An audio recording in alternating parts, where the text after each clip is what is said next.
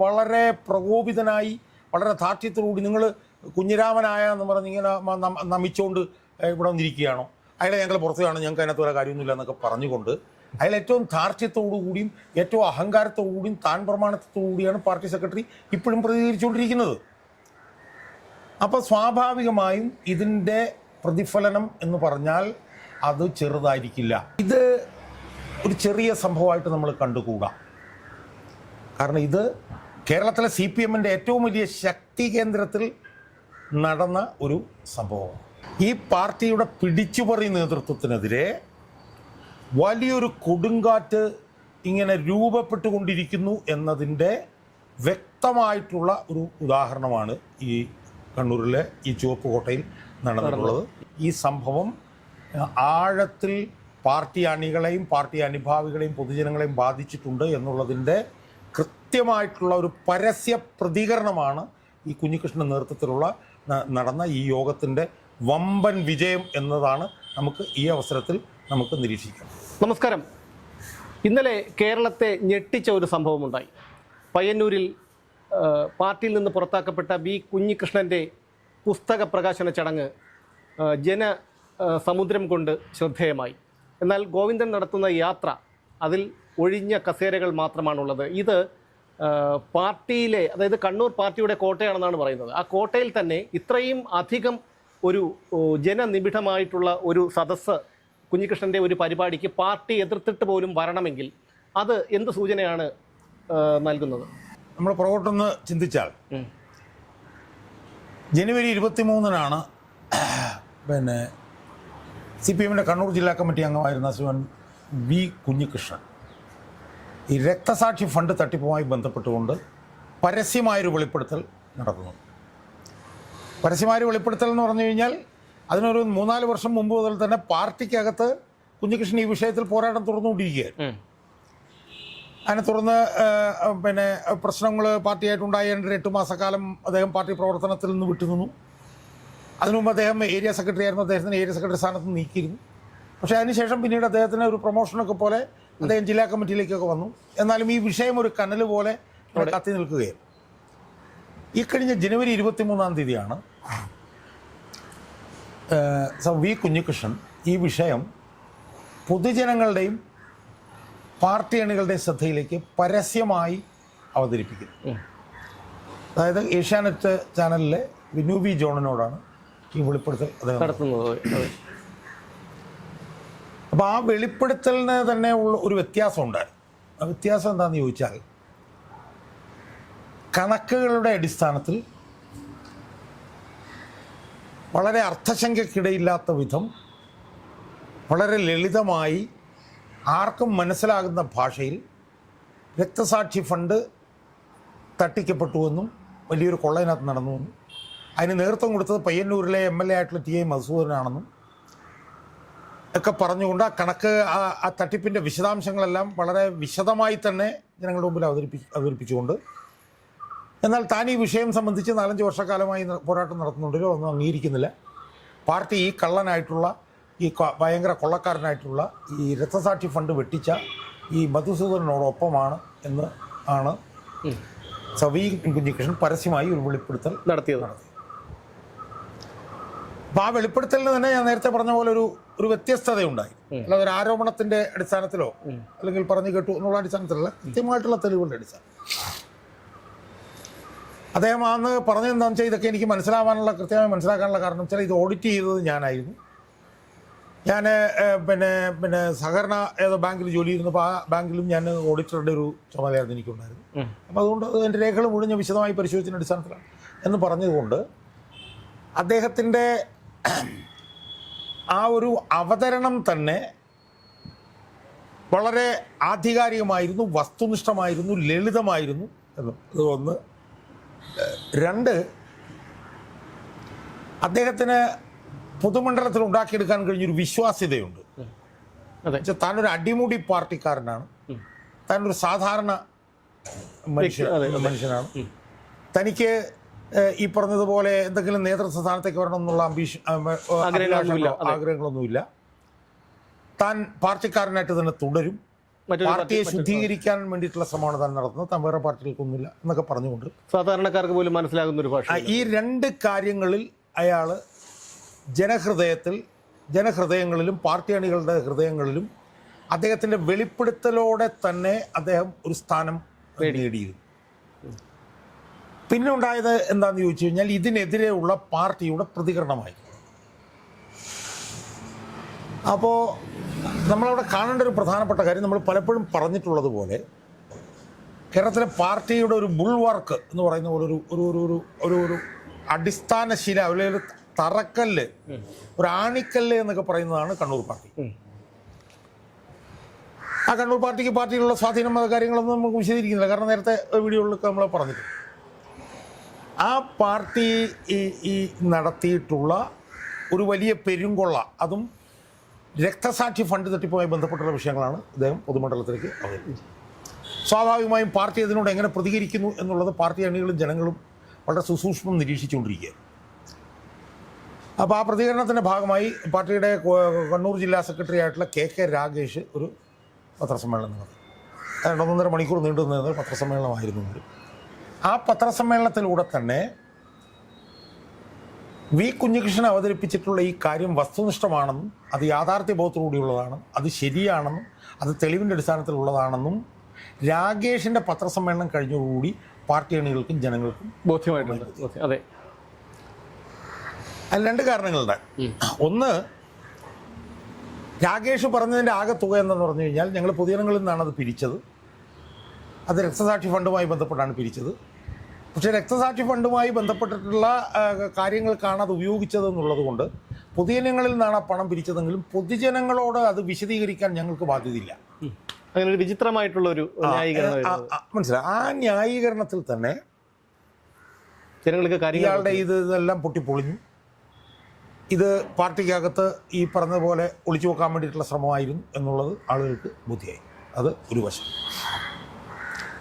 രണ്ടാമത്തെ ഒരു പ്രധാനപ്പെട്ട വിഷയം എന്ന് പറഞ്ഞാൽ ഈ വി കുഞ്ഞികൃഷ്ണൻ്റെ ഒരു പോരാട്ട രീതിയുണ്ട്. അയാൾ, ഞാൻ പറഞ്ഞു, വളരെ വിശ്വാസയോഗ്യമായി വളരെ ലളിതമായിട്ടാണ് ഈ കാര്യങ്ങൾ അവതരിപ്പിക്കുന്നതെന്ന് ഞാൻ പറഞ്ഞു. എന്നാൽ CPM ഇതിനെ ന്യായീകരിക്കാൻ നടത്തിയിട്ടുള്ള ഓരോ ശ്രമങ്ങളെയും അതാത് സമയത്ത് തന്നെ കൃത്യമായി അതിനെ പ്രതിരോധിക്കല്ല, അതിനെ വസ്തുനിഷ്ഠമായി പൊളിച്ചെടുക്കാൻ അയാൾക്ക് കഴിഞ്ഞു. അതിന് യഥാർത്ഥത്തിൽ അയാൾക്ക് മാധ്യമങ്ങളിൽ നിന്ന് വലിയ പിന്തുണ കിട്ടിയെന്നുള്ളതും ഇതായിരുന്നു. അപ്പോൾ നമ്മൾ മനസ്സിലാക്കണം, അയാൾ പിന്നെ മാധ്യമങ്ങളോട് പ്രതികരിച്ചുകൊണ്ടിരുന്നു, അയാൾ ചാനൽ ചർച്ചകളിൽ വന്ന് പങ്കെടുത്തുകൊണ്ടിരുന്നു. അയാൾക്കെതിരെ വന്ന എല്ലാ വ്യക്തിഹത്യയും എല്ലാ തരത്തിലുള്ള വിമർശനങ്ങൾക്കും അതാത് സമയത്ത് തന്നെ അയാൾ മറുപടി കൊടുത്തുകൊണ്ടിരുന്നു. അവസാന ഘട്ടമായപ്പോഴത്തേക്ക് അയാൾ പറഞ്ഞു, ഇത് പാർട്ടിയായിട്ടൊരു സംവാദത്തിന് ഞാൻ തയ്യാറാണെന്ന് വരെ പറഞ്ഞുകൊണ്ട് അദ്ദേഹം വളരെ വളരെ ഒരു പിന്നെ നെഞ്ചി വിരിച്ച് അയാൾ CPMൻ്റെ ഈ എതിർപ്പിനെ പ്രതിരോധിച്ചുകൊണ്ട് അയാൾ രംഗത്ത് നിന്നു. ഇതൊക്കെ തന്നെ പാർട്ടി അണികളിലും ജനങ്ങളുടെ ഇടയിലുമൊക്കെ അയാൾക്കുള്ള വിശ്വാസ്യതയും ഒക്കെ തന്നെ വലിയ തോതിൽ വർദ്ധിപ്പിച്ചു. രണ്ട്, ഈ സാധാരണഗതിയിലുള്ള ആരോപണങ്ങളിൽ നിന്ന് വ്യത്യസ്തമായി അദ്ദേഹം പറഞ്ഞു, ഞാനൊരു പുസ്തകം എഴുതിക്കൊണ്ടിരിക്കുകയാണ്, ഒരു പുസ്തകം എഴുതി കഴിഞ്ഞു, അതിൻ്റെ പേര് അണികൾ നേതാക്കളെ തിരുത്തണം എന്നുള്ളതാണ്. അത് ഈ രക്തസാക്ഷി ഫണ്ട് തട്ടിപ്പുമായി ബന്ധപ്പെട്ട മുഴുവൻ വിവരങ്ങളും അതിനകത്തുണ്ട് എന്ന് അദ്ദേഹം പറഞ്ഞു. അപ്പോൾ അത് സംബന്ധിച്ച് ആളുകളുടെ ഇടയിൽ ഒരു ക്യൂരിയോസിറ്റി, എന്താണ്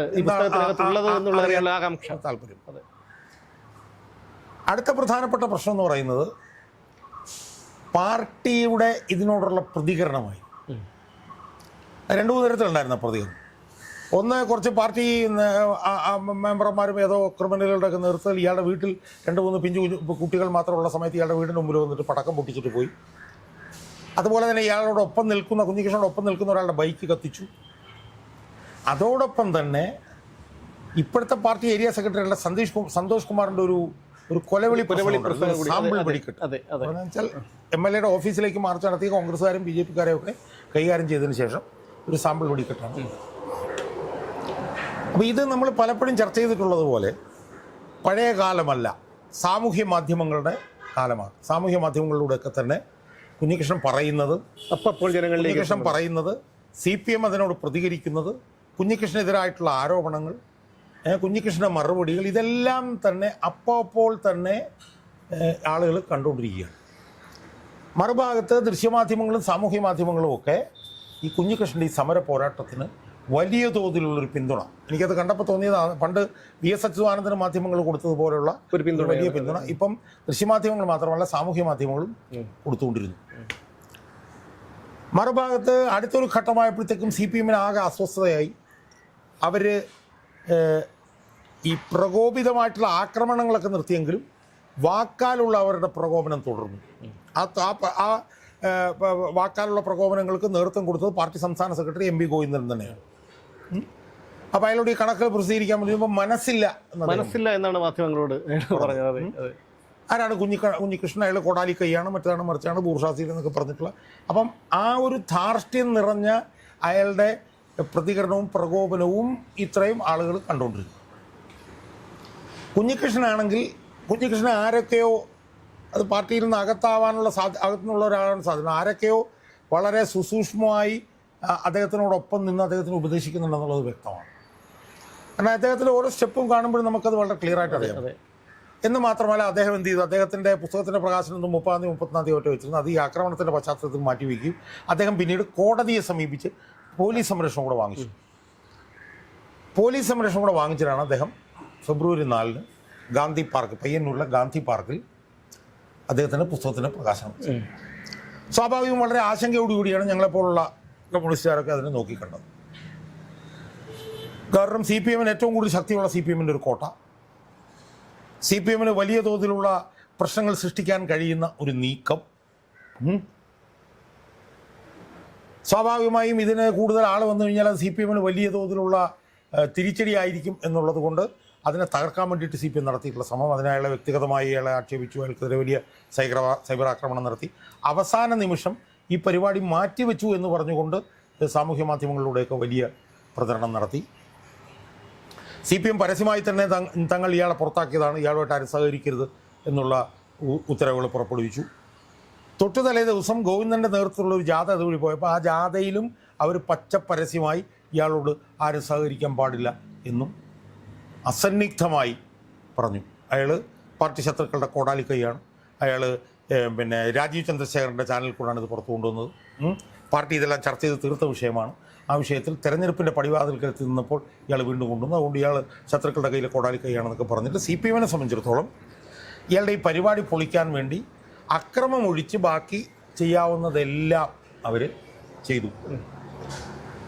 മറുഭാഗത്ത് കുഞ്ഞികൃഷ്ണൻ തന്നെ പറഞ്ഞതുപോലെ ഈ യോഗവുമായി ബന്ധപ്പെട്ട സംഘാടന പ്രവർത്തനങ്ങളൊന്നും ഉണ്ടായിരുന്നില്ല. കാരണം അങ്ങനെ ഓപ്പണായിട്ടുള്ള ഒരു സംഘാടക സമിതിയോ കാര്യങ്ങളോ അങ്ങനെയുള്ള സംഭവങ്ങളൊന്നും ഈ യോഗവുമായി ബന്ധപ്പെട്ട് ഉണ്ടായിരുന്നില്ല.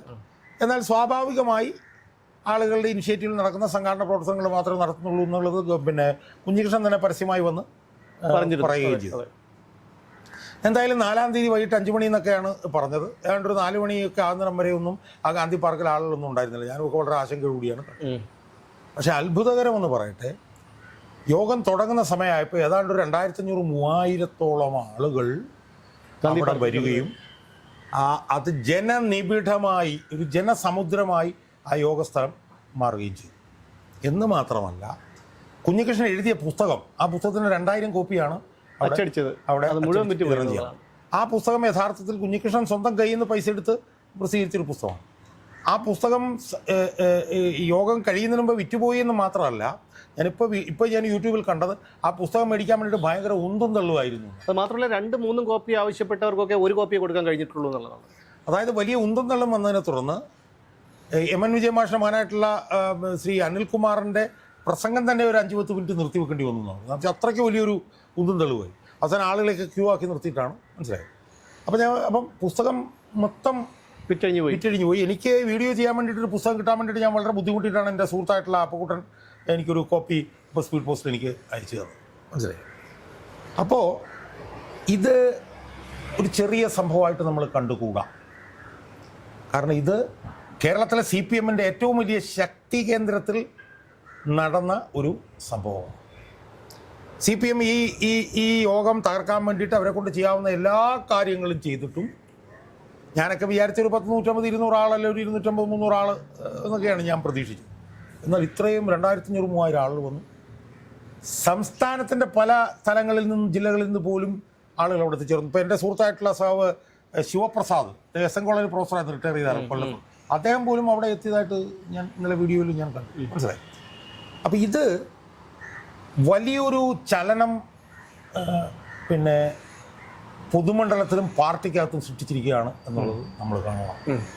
ഈ പാർട്ടിയുടെ പിടിച്ചുപറി നേതൃത്വത്തിനെതിരെ വലിയൊരു കൊടുങ്കാറ്റ് ഇങ്ങനെ രൂപപ്പെട്ടുകൊണ്ടിരിക്കുന്നു എന്നതിൻ്റെ വ്യക്തമായിട്ടുള്ള ഒരു ഉദാഹരണമാണ് ഈ കണ്ണൂരിലെ ഈ ചുവപ്പ് കോട്ടയിൽ നടന്നിട്ടുള്ളത്. അപ്പോൾ അതിനെ അറിഞ്ഞോ അറിയാതെയോ ഈ കുഞ്ഞികൃഷ്ണൻ എന്ന് പറഞ്ഞിട്ടുള്ള ആളുടെ പിന്നെ നേതൃത്വം വലിയ പങ്ക് വഹിച്ചിട്ടുണ്ട്. അപ്പോൾ ഈ ഘട്ടത്തിൽ നമുക്ക് പറഞ്ഞു വെക്കാവുന്നതെന്ന് പറഞ്ഞാൽ ഇത് CPM-നെ സംബന്ധിച്ചിടത്തോളം കണ്ണൂർ പാർട്ടി മാത്രമല്ല, കണ്ണൂരിന് പുറത്തുള്ള പാർട്ടിയിലും സംഘടനയിലും പുറത്തും ഒക്കെ തന്നെ ഈ സംഭവം വലിയ ചലനം സൃഷ്ടിക്കാൻ പോവുകയാണ്. എനിക്ക് തോന്നുന്നത് അടുത്ത തെരഞ്ഞെടുപ്പിൽ പാർട്ടിയുടെ ഉരുക്കുകോട്ടകളായിട്ടുള്ള മട്ടന്നൂർ, കല്യാശ്ശേരി, ധർമ്മടം, പയ്യന്നൂർ പോലുള്ള സ്ഥലങ്ങളിൽ പോലും തെരഞ്ഞെടുപ്പ് ഫലം എങ്ങനെ ആയിരിക്കുമെന്ന് പ്രവചിക്കാൻ കഴിയാത്ത നിലയിലേക്ക് ഈ സംഭവം ആഴത്തിൽ പാർട്ടി അണികളെയും പാർട്ടി അനുഭാവികളെയും പൊതുജനങ്ങളെയും ബാധിച്ചിട്ടുണ്ട് എന്നുള്ളതിൻ്റെ കൃത്യമായിട്ടുള്ള ഒരു പരസ്യ പ്രതികരണമാണ് ഈ കുഞ്ഞികൃഷ്ണൻ നേതൃത്വത്തിലുള്ള നടന്ന ഈ യോഗത്തിൻ്റെ വമ്പൻ വിജയം എന്നതാണ് നമുക്ക് ഈ അവസരത്തിൽ നമുക്ക് നിരീക്ഷിക്കാം. അല്ല, അതിൽ ഈ അപ്പോൾ അങ്ങനെ പറയുമ്പോഴും ഈ ഗോവിന്ദൻ നടത്തുന്ന പാർട്ടി സെക്രട്ടറിയായ ഗോവിന്ദൻ നടത്തുന്ന ഒരു യാത്ര നടക്കുന്നുണ്ട്. ഈ യാത്രയിലൊക്കെ ജനപങ്കാളിത്തം വളരെ വളരെ കുറവാണ്. അപ്പോൾ അത് സൂചിപ്പിക്കുന്നത് എന്താണ്? അതായത് പരസ്യമായി ജനങ്ങളിനിപ്പോൾ ഈ സഖാക്കളൊക്കെ അല്ലെങ്കിൽ പാർട്ടി അനുഭാവികളൊക്കെ ഇനി എന്തായാലും ഈ പാർട്ടിയിലേക്ക് ഇല്ല എന്നുള്ളൊരു സൂചനയാണ് നൽകുന്നത്. അല്ല, ഇതൊരു വലിയ വളരെ ഭീകരമായിട്ടുള്ളൊരു സൂചനയാണ് CPM-നെ സംബന്ധിച്ചിടത്തോളം. അത് നിർഭാഗ്യവശാലെന്ന് ഞാൻ പറയുന്നില്ല, അത് ഈ പോട്ടന്മാർക്ക് മനസ്സിലാവുന്നില്ല എന്നുള്ളതാണ്. ഇനി ഒരു തിരുത്തപ്പെടലിന് സമയമുള്ളൂ. ഞാൻ അതിലേക്ക് പറഞ്ഞു. അതല്ല, പാർട്ടിയുടെ കോട്ടയായിട്ടുള്ള പയ്യന്നൂർ പാർട്ടി വിലക്ക് ലംഘിച്ചുകൊണ്ട് എങ്ങനെ ഈ 2500-3000 ആളുകൾ വന്നെത്തി എന്ന് പരിശോധിക്കുന്നതിന് പകരം ഇപ്പം അയാളുടെ ജാതകവുമായി ബന്ധപ്പെട്ടുകൊണ്ട് അയാൾ ഇന്ന് നടത്തിയ പ്രതികരണങ്ങളും ഞാൻ കണ്ടു. അയാൾ വളരെ പ്രകോപിതനായി, വളരെ ധാർഷ്ട്യത്തോടുകൂടി നിങ്ങൾ കുഞ്ഞിരാമനായ എന്ന് പറഞ്ഞ് ഇങ്ങനെ നമിച്ചുകൊണ്ട് ഇവിടെ വന്നിരിക്കുകയാണോ, അയാളെ ഞങ്ങൾ പുറത്തു കാണും, ഞങ്ങൾക്ക് അതിനകത്ത് വരെ കാര്യമൊന്നുമില്ല എന്നൊക്കെ പറഞ്ഞുകൊണ്ട് അയാൾ ഏറ്റവും ധാർഷ്ട്യത്തോടുകൂടിയും ഏറ്റവും അഹങ്കാരത്തോടുകൂടിയും താൻ പ്രമാണത്തോടുകൂടിയാണ് പാർട്ടി സെക്രട്ടറി ഇപ്പോഴും പ്രതികരിച്ചുകൊണ്ടിരിക്കുന്നത്. അപ്പോൾ സ്വാഭാവികമായും ഇതിൻ്റെ പ്രതിഫലനം എന്ന് പറഞ്ഞാൽ അത് ചെറുതായിരിക്കില്ല. കാരണം ഇത്രയും വലിയൊരു പ്രതിഷേധം പാർട്ടി കോട്ടയിൽ നടന്നിട്ട് പോലും അതിനെ സമചിത്തത്തോടുകൂടി കണ്ടുകൊണ്ട് ഒരു തിരുത്തലിന് വേണ്ടിയിട്ടുള്ള ശ്രമം പാർട്ടി നേതൃത്വം നടത്തുന്നില്ല എന്ന് പാർട്ടി അണികൾക്ക് ബോധ്യമാകുകയാണ് ഈ ഗോവിന്ദൻ്റെ പ്രതികരണത്തിലൂടെ. മനസ്സിലായോ? അപ്പോൾ അതുകൊണ്ട് തന്നെ തിരുത്തൽ എന്ന് നമ്മൾ പറയുന്നതിനകത്തൊന്നും യാതൊരു അർത്ഥവും തിരുത്തലിനുള്ള സമയം കഴിഞ്ഞുപോയി എന്നൊന്നും നമ്മൾ പറയുന്നതിൽ അർത്ഥമില്ല. അതൊക്കെ നമ്മൾ ഈ CPM-നെ എന്തോ ഈ പറഞ്ഞ പോലെ മഹത്വവൽക്കരിക്കാൻ വേണ്ടിയിട്ടുള്ള ഒരു സംസാരമാണെന്ന് തോന്നുന്നു. നമ്മളെന്തിനാണ് അവർ തിരുത്തലുണ്ടോ ഇല്ലെന്ന് നോക്കേണ്ട കാര്യം. ഞാൻ ഉദ്ദേശിച്ചത് എന്താണ്, ഞങ്ങൾക്ക് തെറ്റുപറ്റിപ്പോയി ഇത്തരം വരുന്നത്. ഇതൊക്കെ പറയുമ്പോഴും നമ്മളെന്തോ CPM എന്ന് പറഞ്ഞ വലിയൊരു സാധനമാണ്. അല്ല, ഞാൻ പറയാം, അവർ ഈ തെറ്റുപറ്റിപ്പോയി, അപ്പൊ തിരുത്തലിനുള്ള സമയം കഴിഞ്ഞു പോയോ എന്ന് ചോദിച്ചു കഴിഞ്ഞാൽ അതിനകത്തൊരു പോസിറ്റീവായിട്ടുള്ളൊരു വൈബുണ്ട്. നമ്മൾ കാണേണ്ട ഒരു കാര്യം എന്താണെന്ന് ചോദിച്ചാൽ, നമ്മൾ ഈ പറയുന്നതൊക്കെ അബദ്ധമാണെന്ന് പറയാൻ കാര്യം എന്ന് വെച്ചാൽ അവരെന്താണ് അവരുടെ പ്രതികരണം? അവരുടെ പ്രതികരണം ഇതിനെ ഇല്ലാതാക്കാനുള്ള നിലയിൽ ധാർഷ്ട്യത്തോടുകൂടി അഹങ്കാരത്തോടുകൂടിയാണ്. അങ്ങനെ അവർ പ്രതികരിച്ചുകൊണ്ടിരിക്കുമ്പോൾ നമ്മൾ വന്നിട്ട് അവർ തിരുത്താനുള്ള സമയം തീർന്നു പോയല്ലോ എന്നൊക്കെ ചോദിക്കുന്ന അബദ്ധമാണ്. അന്ന് നമ്മൾ ചോദിക്കരുത്. കാരണം എന്താണെന്ന് വെച്ചാൽ അവർക്കിത് ബോധ്യപ്പെട്ടിട്ടില്ല എന്നും അവർ തിരുത്താൻ തയ്യാറല്ല എന്നും നിരന്തരം അവർ പ്രഖ്യാപിച്ചുകൊണ്ടിരിക്കുകയാണ്. അല്ലല്ല, അവിടെ ഞാൻ ചോദിക്കട്ടെ, അതായത് ഈ പാർട്ടി പടുപടിയിലേക്കാണെന്നുള്ള കാര്യം അവർക്കറിയാം. അപ്പോൾ ഇത് ഒരിക്കലും ഇനി പാർട്ടിക്ക് ഒരു ഉയർത്തെഴുന്നേൽപ്പില്ല, ഇതോടുകൂടി എല്ലാം അവസാനിക്കണം എന്നുള്ളത് കൊണ്ടാണോ, അതോ ഈ കാര്യങ്ങളൊക്കെ അവർക്ക് മനസ്സിലാകാത്തത് കൊണ്ടാണോ? അല്ല, ഈ ചോദ്യങ്ങൾ രണ്ടും അബദ്ധമല്ലേ? കാരണം വെച്ചാൽ ഈ പാർട്ടി ഇനി രക്ഷപ്പെടില്ല എന്ന് അവർക്ക് മനസ്സിലായതുകൊണ്ടാണോ എന്ന് ചോദിക്കുന്ന ചോദ്യത്തിന് വല്ല അർത്ഥമുണ്ടോ? അല്ല, ഞാൻ ചോദിക്കുന്നത് അങ്ങനെ ഒരിക്കലും നേതൃത്വത്തിന് അല്ലല്ല, ഞാൻ ചോദിക്കുന്നത് നമ്മൾ ഒരിക്കലും നമ്മൾ തകർച്ചയിലേക്ക് പോകുന്നു എന്ന് കണ്ടാൽ നമ്മൾ അതിന് പരിഹാര മാർഗ്ഗങ്ങൾ തേടുകയാണ് സാധാരണ എല്ലാ മനുഷ്യരും ചെയ്യുന്നത്. അപ്പൊ അതിന്റെ അർത്ഥം എന്താണ്? നമ്മളെന്തോ CPM തകർച്ചയിലേക്ക് പോവുകയാണ്, അതുകൊണ്ട് CPM പരിഹാര മാർഗം തേടണം എന്നുള്ള നമ്മുടെ അതിന്റെ നേതൃത്വത്തിൽ ഇരിക്കുന്നവർ ചിന്തിക്കുന്നില്ല എന്നുള്ളതാണ്. അപ്പൊ അത് എന്റെ അർത്ഥം എന്ന് പറഞ്ഞു കഴിഞ്ഞാൽ അതിന്റെ നേതൃത്വത്തിൽ ഇരിക്കുന്നവർ അത് ചിന്തിക്കാത്തതിൽ നമുക്കെന്തോ മനോവിഷമുള്ള പോലെയാണ്. അതൊക്കെ അബദ്ധമാണ്. നമ്മൾ അങ്ങനെ ചിന്തിക്കരുത്. അത് അബദ്ധവും അസംബന്ധവുമാണ്. ഇവിടെ പാർട്ടി നേതൃത്വം എന്താ ചെയ്തുകൊണ്ടിരിക്കുന്നത് നമ്മൾ അത് കണ്ടിട്ട് നമ്മൾ അതിന്റെ അടിസ്ഥാനത്തിൽ നിരീക്ഷണത്തിലേക്ക് പോയാൽ പോരെ? കണ്ണൂരിലെ പാർട്ടി കേന്ദ്രത്തിൽ പോലും പാർട്ടിക്കെതിരായി ഇത്രയും വലിയൊരു പ്രതിഷേധ പ്രവർത്തനം അവിടെ നടന്നിട്ടും ഈ പാർട്ടിയുടെ നേതൃത്വം ഏറ്റവും ധാർഷ്ട്യത്തോടുകൂടിയും പ്രകോപനപരമായും പെരുമാറുമ്പോൾ പാർട്ടി എന്തുകൊണ്ട് തിരുത്തുന്നില്ല, പാർട്ടി തിരുത്താനുള്ള സമയം കഴിഞ്ഞു എന്നൊക്കെ ചോദിക്കുന്ന അബദ്ധമാണ്. ഈ പാർട്ടി രക്ഷപ്പെടില്ല എന്നതിൻ്റെ തെളിവാണ് ഇപ്പോഴും അവർ കാണിച്ചുകൊണ്ടിരിക്കുന്ന ഈ പ്രകോപനവും ഈ അഹങ്കാരവും ഒക്കെ. അതുകൊണ്ട് ഈ പാർട്ടി പടുകുഴിയിലേക്ക്, പാതാളക്കുഴിയിലേക്ക് വീണ് തുടങ്ങിക്കഴിഞ്ഞിരിക്കുന്നു എന്നുള്ളതിൻ്റെ പ്രതിഫലനമാണ് പാർട്ടി സെക്രട്ടറിയുടെ ഇത്. അപ്പോൾ അതിനകത്ത് നമ്മൾ അവർക്ക് ഉപദേശം കൊടുക്കാനും അവരെ തിരുത്തേണ്ട പാർട്ടിയാണ് അങ്ങനൊന്നും പറയേണ്ട കാര്യമില്ല. അതൊക്കെ അവരുടെ ഉത്തരവാദിത്വമാണ്. അവർ തിരുത്താൻ തയ്യാറല്ല എന്നാണ് അവരുടെ പ്രതികരണത്തിൽ കൂടെ നമ്മൾ മനസ്സിലാക്കുന്നത്. അതുകൊണ്ട് തന്നെ ഇതിനൊരു സ്വാഭാവിക പരിണാമം എന്ന് പറഞ്ഞാൽ 2026 മെയ് മാസം നടക്കാൻ പോകുന്ന തെരഞ്ഞെടുപ്പിൽ ഈ പാർട്ടി തീരും എന്നതാണ്. അതിൻ്റെ 2 പ്രതിഫലനങ്ങളാണ് ഇപ്പോൾ കാണുന്നത്. ഒന്ന് പയ്യന്നൂരിലെ പ്രതിഫലനം, 2 അതിനോടുള്ള CPM സംസ്ഥാന സെക്രട്ടറിയുടെ പ്രകോപനപരമായിട്ടുള്ള പ്രതികരണം. അപ്പോൾ ഈ 2 പ്രതികരണങ്ങളിൽ നിന്നും അടുത്ത 2026 മാർച്ചിലെ തെരഞ്ഞെടുപ്പിൽ UDF-ന് കാര്യങ്ങൾ വളരെ എളുപ്പമായി. കണ്ണൂർ ഉൾപ്പെടെ, ഇപ്പോൾ മട്ടന്നൂർ ഇപ്പോൾ കോൺഗ്രസ് ഏറ്റെടുത്തിട്ടുണ്ട്, അവിടെ RSP. അപ്പോൾ മട്ടന്നൂരിനൊക്കെ മത്സരം കടുക്കും. കാരണം ഇപ്പം CPM-ന്റെ ജാഥ നടന്നുകൊണ്ടിരിക്കുകയാണ്. ആ ജാഥയിലൊക്കെ ആയിരക്കണക്കിന് ആളുകൾ വന്ന് പങ്കെടുക്കുന്നുണ്ട്. അത് കൈരളി, ഇന്നലെ ഞാൻ നോക്കിയപ്പോൾ കൈരളിയിലൊക്കെ ഞാൻ കണ്ടു. അതൊക്കെ ശരിയാണ്, ആയിരങ്ങൾ പങ്കെടുക്കുന്നത്. പക്ഷേ ആയിരങ്ങൾ വന്ന് പങ്കെടുക്കുന്നതിൽ ഒരു 90% ആളുകളും അടുത്ത തെരഞ്ഞെടുപ്പിൽ ഈ CPM-നെതിരെ മാത്രമേ വോട്ട് കുത്തുള്ളൂ. CPM-ന്റെ ഒരു രീതി അറിയാലോ. പാർട്ടി പരിപാടികളിലൊക്കെ പങ്കെടുക്കാനായിട്ട് ഈ കുടുംബശ്രീ ഉൾപ്പെടെയുള്ള തൊഴിലുറപ്പ് തൊഴിലാളികൾ ഉൾപ്പെടെയുള്ളവരെ അവർ ഭീഷണിപ്പെടുത്തിയും സമ്മർദ്ദപ്പെടുത്തിയുമാണ് കൊണ്ടുവരുന്നത്. മറ്റൊരു പാർട്ടിക്കാരും അത് ചെയ്യുന്നില്ല. അതുകൊണ്ട് തന്നെ അവരുടെ ആൾക്കൂട്ടത്തെ നമ്മൾ കണക്കിലെടുക്കേണ്ട കാര്യമില്ല. പാർട്ടി അണികൾ പോലും, അണികളുടെ കാര്യം പറഞ്ഞത് ഈ ഒരു പാർട്ടിയിലെ ഞാൻ പറയുന്നത് ഇപ്പൊ ഈ കുടുംബശ്രീ എന്നൊക്കെ പറയുന്നവരെ കൊണ്ടുവരിക എന്ന് പറഞ്ഞാൽ അവർക്ക് ജോലിയും കൂലിയും ഒക്കെ കൊടുത്തിട്ട് അവരെ കൊണ്ടുവരുന്നതാണ്. ഞാൻ അവരെ കുറിച്ചിട്ടല്ല ഞാൻ പറഞ്ഞത്. നമ്മുടെ പാർട്ടി മെമ്പർമാർ ഈ പരിപാടിക്കൊക്കെ ഗോവിന്ദൻ്റെ യോഗത്തിനൊക്കെ വരുന്ന പാർട്ടി മെമ്പർമാരിൽ തന്നെ 90%-ലധികം ആളുകൾ കൂട്ടിയില്ല എന്നുള്ളത് അവർ കണ്ണൂർ ജില്ലയിലെ ഈ അവരുടെ ഉറപ്പുള്ള ഈ 4 മണ്ഡലങ്ങളിലെ റിസൾട്ടിൽ നമുക്ക് മനസ്സിലാവും. ഇതൊന്നും ഇല്ലാതെ പോലും, ഇത്ര എതിർപ്പ് ഇല്ലാതിരുന്ന 2024 ലോക്സഭാ തെരഞ്ഞെടുപ്പിൽ പോലും ഒരു സീറ്റിലേക്ക് പിണറായി വിജയന്റെ ധർമ്മടത്ത്, പിണറായി വിജയൻ 2021 50,000-ലധികം വോട്ടിൽ ജയിച്ചിരുന്ന പിണറായി വിജയന്റെ ധർമ്മടത്ത് 2024 ഏതാണ്ട് 2,000-3,000 വോട്ടിന്റെ ഭൂരിപക്ഷേ ധർമ്മടത്തുണ്ടായിരുന്നു. അപ്പോൾ അന്ന് ഇത്രയും എതിർപ്പുകളൊന്നും ഉണ്ടായിരുന്നില്ല എന്നുള്ളതാണ്. അപ്പോൾ ആ സാഹചര്യത്തിൽ കൊള്ളാവുന്ന ഒരു സ്ഥാനാർത്ഥി ധർമ്മടത്തുനിന്ന് മത്സരിച്ചാൽ ചിലപ്പോൾ പിണറായി വിജയന്റെ സ്ഥിതി പോലും പരിങ്ങലിലായി കൂടായില്ല എന്നാണ് എനിക്ക് സൂചിപ്പിക്കാനുള്ളത്. അതുപോലെ തന്നെ മട്ടന്നൂരും പയ്യന്നൂരും ധർമ്മടത്തുമൊക്കെ കോൺഗ്രസ് കൊള്ളാവുന്ന ഉശിരന്മാരായിട്ടുള്ള സ്ഥാനാർത്ഥികളെ, ചില പേരുകളൊക്കെ എൻ്റെ മനസ്സിൽ വരുന്നുണ്ട്, അതൊന്നും ഞാൻ പറയുന്നില്ല. പക്ഷേ ഉശിരന്മാരായിട്ടുള്ള സ്ഥാനാർത്ഥികളെ, നിങ്ങൾ ചിരിക്കുമ്പോൾ നിങ്ങൾക്ക് മനസ്സിലാവും, ധർമ്മടത്തിലൊക്കെ പിണറായി വിജയനെ തോൽപ്പിക്കാൻ പറ്റിയ സ്ഥാനാർത്ഥികളുണ്ട്. പേര് ഞാൻ പറയുന്നില്ല. അങ്ങനെയുള്ളവരെയൊക്കെ നിർത്തിയാൽ അതിപ്പോൾ നിർത്താൻ ശ്രമിക്കുമ്പോൾ അവർ തയ്യാറാവില്ല എന്നുള്ള പ്രശ്നമൊക്കെ വരെയുണ്ട്. പക്ഷേ ഉശിരന്മാരായിട്ടുള്ള സ്ഥാനാർത്ഥികളുണ്ട്. അവരെ ധർമ്മടത്തൊക്കെ നിർത്തിയാൽ പിണറായി വിജയനെ വരെ വീട്ടിലിരുത്താൻ കഴിയും എന്നതിൻ്റെ ഉദാഹരണമായിട്ടാണ് ഞാൻ ഈ പിണറായി വിജയൻ്റെ കണക്ക് പറഞ്ഞത്. കാരണം 50,000 കൂടുതൽ വോട്ടിനാണ് ധർമ്മടത്ത് അത് 2,000-3,000 കുറഞ്ഞു. മനസ്സിലായോ? ഫലത്തിൽ 2024 ഇപ്പൊ പിണറായി വിജയന്റെ ഭൂരിപക്ഷം എന്ന് പറയുന്നത് 2,000-3,000 വോട്ട് മാത്രമേ ഉള്ളൂ. അതുകൊണ്ട് പിണറായി വിജയനെതിരെ ശക്തമായി വിട്ടുവീഴ്ചയില്ലാത്ത സമരം നടത്തുന്ന ആളുകളെയൊക്കെ കൊണ്ടുവന്ന് ധർമ്മടത്തൊക്കെ നിർത്തിയാൽ ചിലപ്പോൾ പിണറായി വിജയൻ ഉൾപ്പെടെ തായ്ക്കണ്ടി വീട്ടിൽ പോയി അമേരിക്കയിലോട്ട് പോകും. അറിയില്ല. അത് സാധ്യതകളില്ല, സാധ്യതകൾ ഞാൻ തള്ളിക്കളയുന്നില്ല. പക്ഷെ ഞാൻ വളരെ മാന്യമായി അയാൾ തായ്ക്കണ്ടിയിൽ വീട്ടിലിരിക്കാനുള്ള സാഹചര്യം ഉണ്ടാകും എന്നുള്ളത് കോൺഗ്രസിൻ്റെ നേതാക്കന്മാർ മനസ്സിലാക്കിയാൽ അവർക്ക് ധർമ്മടത്തും മട്ടന്നൂരും പയ്യന്നൂരും പയ്യന്നൂർ ഇനിയിപ്പം വളരെ അപകടമാണ് എന്നാണ് എനിക്ക് അതെ തോന്നുന്നത്. അതെ ഈവൻ കല്യാശ്ശേരിയിൽ പോലും നല്ല സ്ഥാനാർത്ഥി നിർത്തി കഴിഞ്ഞാൽ അവർക്ക് വിജയിച്ച് കയറി വരാൻ കഴിയും എന്നാണ് എനിക്ക് തോന്നുന്നത്.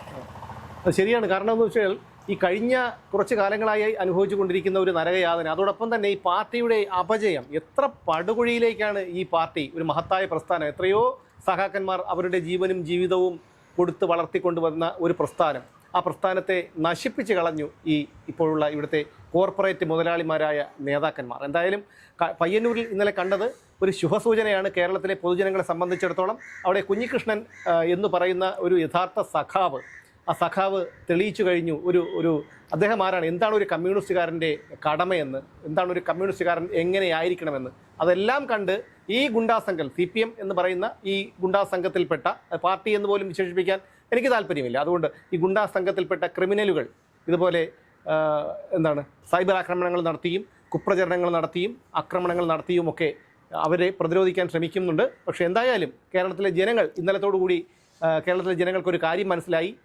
കമ്മ്യൂണിസ്റ്റ് പാർട്ടി കേരളത്തിൽ പൂർണ്ണമായും തകർന്നടിഞ്ഞ അവസ്ഥയിലേക്ക് എത്തിയിരിക്കുന്നു. ഇനി 2-3 മാസങ്ങൾ കൂടി അതിനകം എന്താണ് സംഭവിക്കുന്നതെന്ന് നമുക്ക് കണ്ടറിയാം.